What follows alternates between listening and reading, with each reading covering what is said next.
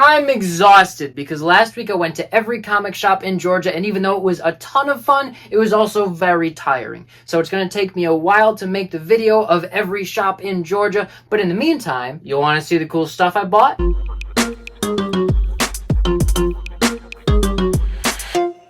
First of all, I apologize for the audio. I know it's a little bit less quality than usual. It's because I bought a new phone and I forgot that I would have to buy a new microphone to plug into my new phone. Also, if you were keeping up with the day-to-day videos that I was posting, you probably already know, but just in case you don't know, this is poison ivy on my face right here. I don't normally look like this. And as far as getting poison ivy on my face goes, it's not my worst experience. So I consider myself lucky for a lot of reasons, but in my relationship with my fiance, I consider myself especially lucky because I hear about a lot of guys who go to conventions and then they're embarrassed to tell their wives what they bought, or they're scared of letting their wives know what they bought, like they're gonna get in trouble or they're gonna have to sell their collection or something. And that always sounds so terrible to me because I know that even if I come home with this much stuff, the most she's gonna do is roll her eyes at me. And this is like less than half of what I bought last week. So find yourself someone who enables you and then you'll be happy like me. Alright, so going in order here, the very first shop that I stopped at was Augusta Book Exchange in Martinez, and all I bought was this. It's a variant cover from issue 2 of The Nice House by the Sea. It's the Joshua Hickson cover. I love Joshua Hickson's art, and this wasn't on the stand when issue 2 came out, so I had to grab it. And then my next stop was Top Dog Comics in Augusta, and I also did a good job of staying on budget there. I just bought this issue of Amazing Spider-Man,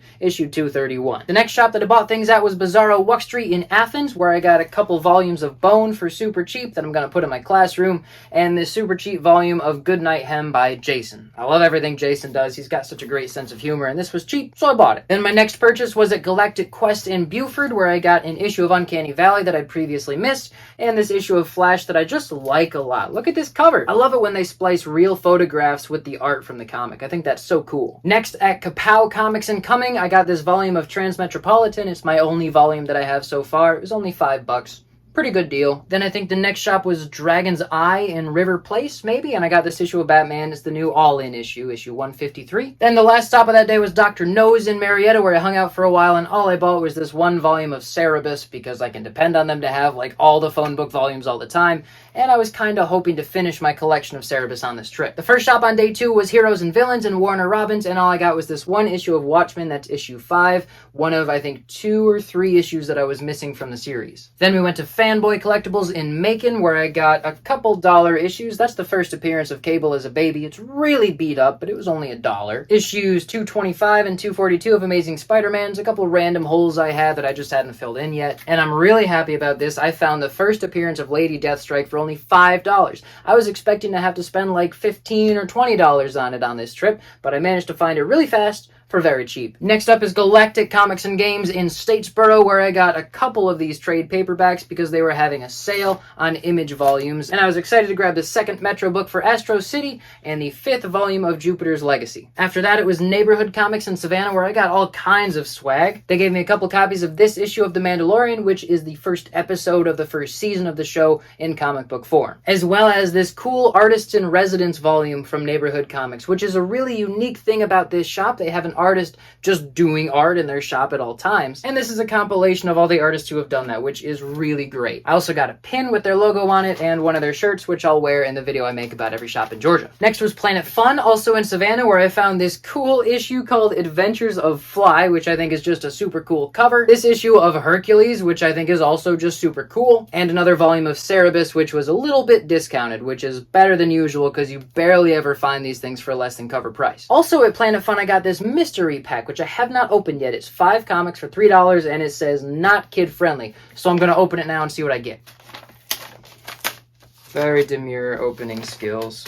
Oh no! Just kidding, it's not that bad. It's issue 5 of The Ray, a character I've never read before. Issue 5 of Oni Double Feature, that's actually pretty cool. We got Jim Mahfood art on there. Issue 28 of Solar, Man of the Atom, something I don't really care about. Smith Brown Jones, Alien Accountant, The Vampire Unicorn, issue 3, another thing I've never heard of, might be cool. And issue 1 of Death Blow. I don't know if this is worth anything. If I saw it in Dollar Bin, I would probably skip right past it. Yeah, I'd probably pay $3 for all 5 of those issues. I think the Jim Mahfood cover is really what's doing all the heavy lifting there. Right across the street from Planet Fun was Nerdheim/Odin and Sons, also in Savannah, and I just grabbed an issue of Ultimate Spider-Man that I missed. Then we went to Savannah Comics on the other side of the city, where I just went through the dollar bins for a while. Issue 62 of Conan, issue 39 of The Defenders, issue 43, issue 47, issue 48, issue 53, issue 68, issue 72, issue 73, issue 74, and issue 79. A great haul for dollar bins. But after that, we went right down the road to the Neighborhood Clubhouse, which was an extension of the shop Neighborhood Comics in Savannah, where they had all of their back issues, all their back stock, really. It's like a warehouse, but you can go and shop there. And I bought this brick because I hadn't bought enough dollar issues yet. Issue 14 of Nam, issue 25 Web of Spider-Man, X-Men Volume 1, issue 63, and issue 33, and issue 27, and issue 26, issue 23, issue 13, and issue 12. Iron Man issue 233, and issue 234, issue 2 of Marvel Fanfare, and issue 4 of Marvel Fanfare. Avengers 277, Avengers 282, 297, and 298. Doctor Strange issue 32, Incredible Hulk annual number 11, Web of Spider-Man 15, New Defenders 128, 132, 134, 140, and 150. Some more Iron Man, that's issue 210, 211, 213, 223, 226, 227, 228, 230, Marvel Team Up 126, Fight Marines 123, and issue 124, and 150, Planetary issue 4, Western Gunfighters issue 11, Marvel Team Up 100, Power Pack issue 3, issue 5, and issue 10, and some more NAMM, that's issue 17, 19, and 20. All of those were dollar books, which is insane, but I spent like 45 minutes digging through the bins finding those gems. The first shop I bought things at on day 3 was the Grey Ghost in Tifton, where I got this issue of Incredible Hulk, which is one of the few that I'm missing, and it's in terrible condition, but for $5 it's worth it. Also, this dollar issue Whiz Kids, the computers that said no to drugs. And some more dollar issues. I was on an Iron Man kick. I got issue 214, 218, 219, 220, and 231. Next, at Columbus Comics, I got this Dennis the Menace paperback for pretty cheap. I don't even remember how much it was. And the first appearance of Omega Red X-Men issue 4 for only $15.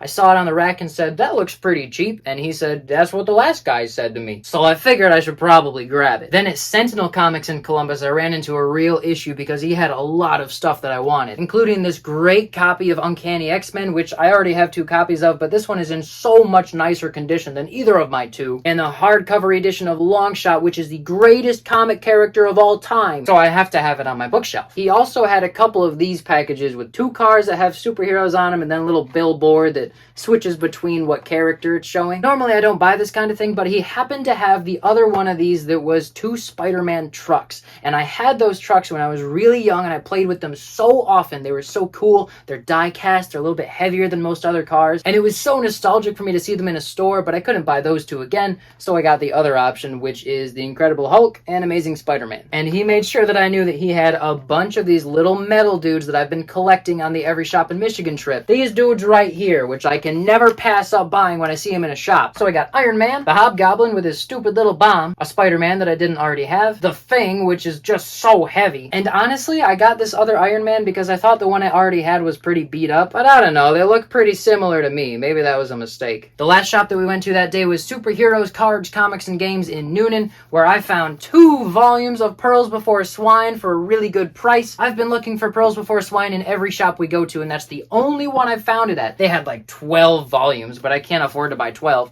so I just got the 2 earliest ones. The first shop of day 4 was a real problem for me. It was Fantasy Factory in Dalton, and they just had way too much good stuff. I got a bunch of issues out of the dollar bin, like X-Men and the Micronauts issue 3, X-Factor 63, X-Factor 16, Fantastic Four 343, issue 341, Defenders 135 and 126, and Daredevil 252. I also bought something that I never thought I was gonna buy, because every time I see these in the shop, I think, why would I ever want that? But this one was just so cool. It's the 9th volume of the Overstreet Comic Price Guide, and it's really cool because not only is it volume 9, so it's from 1979, you can see how much comics were worth in 1979, but it also has these tabs on it.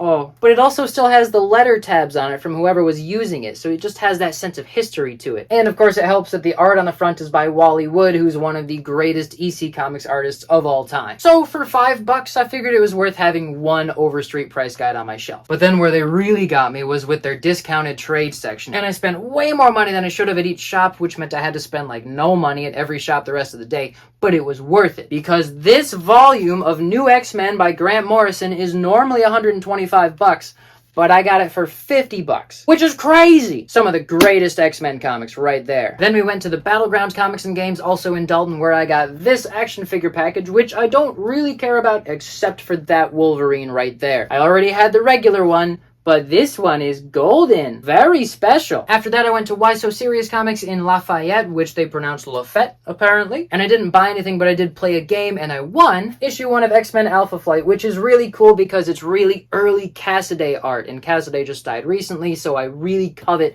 anything that John Cassaday drew. My next purchase was at Urban Pop, which is in some town, I think maybe Tifton, where I got issue 1 of Nam for $5, which is a pretty good deal. And I also got this little truck that has a picture of an elephant on it, and if you move the wheels around, the little lion in the back there spins. Look at him go! Woo! Sometimes I just like little cars. And then really early on Sunday morning, I went out to Middle Georgia Cards, Coins, and Comics, where they were going out of business and selling all of their issues for $1 each. And I found some great stuff, such as the holy grail of comic collecting, issue 1 of Darkhawk, for only $1. This issue of Humphrey Comics. A reprinting of EC's Impact, which is super cool, especially for only $1. Issues 1 and 2 of Razzle by Jeff Smith. This really early appearance of What's-His-Face from Daredevil. I think he's going to be in the upcoming movie. I don't know. I only bought it out of speculation. It was $1. Sue me. Issue 28 of Weird War. What a sick cover. Issue 89 of Green Lantern and Green Arrow. That's a classic cover right there. Issue 40 of Sergeant Fury and his Howling Commandos. Issue 47 of Joe Palooka. Another copy of Spider-Man issue 1, just because, you know, it's worth more than $1. This classic cover, Detective Comics issue 448. I only grabbed 1 copy of Astro City issue 1. An amazing cover, and I think there was at least 1 more copy in that dollar bin.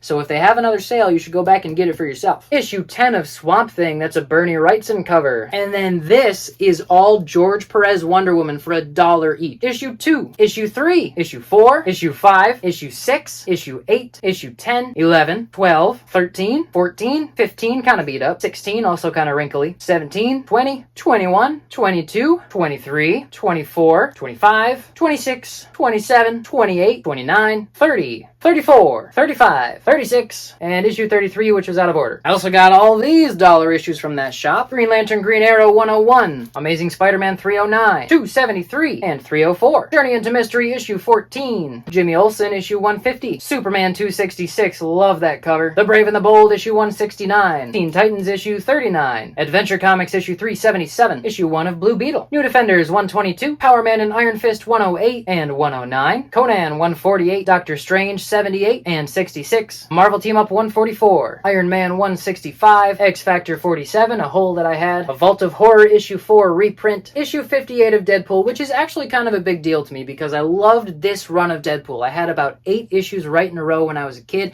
and I took them with me on vacations all the time, and then I let somebody borrow that specific 8-issue run, and I never got it back, and I don't know who borrowed it, and they're the only comics I've ever lent somebody that I didn't get back. So I want to read this issue, dang it, and then I know it's stupid and it's super beat up. It doesn't even have the cover on it anymore, but I found issue 33 of Alpha Flight, the first appearance of Lady Deathstrike. Yes, I know I already bought this issue earlier in the trip, but it was $1 and I had been looking for it specifically, so I felt like I should. Also from that shop, I got volumes 2, 3, and 4 of Liberty Meadows for really cheap. Like, I think these were $2 each, and yeah, they've got a little bit of water damage, but they still read just fine. And this little Hot Wheels paddy wagon from 1969. We could not figure out how much this thing was worth. I think I ended up paying like $5 for it. The next shop I went to that day that actually counted for the trip was East Atlanta Comics, where I didn't buy much, but I did get volume 1 of Tukey by Jeff Smith for half price, which is pretty good because usually it's full price everywhere you go. And at the last shop of the day, Infinite Realities, my own local comic shop, I got this hardcover edition of Black Condor for only $5. He's a goofy character I don't know much about, but it was super cheap, and it's also one of these new art books that they're making, which has really good texture to it, and the colors are reproduced really well. And that was the last thing I bought on my trip to every comic shop in Georgia. Oh, I almost forgot to mention, I went to Syndicate Comics in Marietta, and I finally bought the Gonk Droid from the late 70s action figure Star Wars collection. He's the little trash can man, and I spent way too much money on him, but after I saw him at Big Ben's Comics Oasis in Detroit, I just felt so stupid for not buying him. I had to grab him when I saw him again. Anyway, I've got a lot of work to do now and a lot of comics that I need to sort, so in the meantime, let me know which of these things I grabbed over the last week is your favorite purchase, or what you think was a stupid purchase, and I'll see you next time.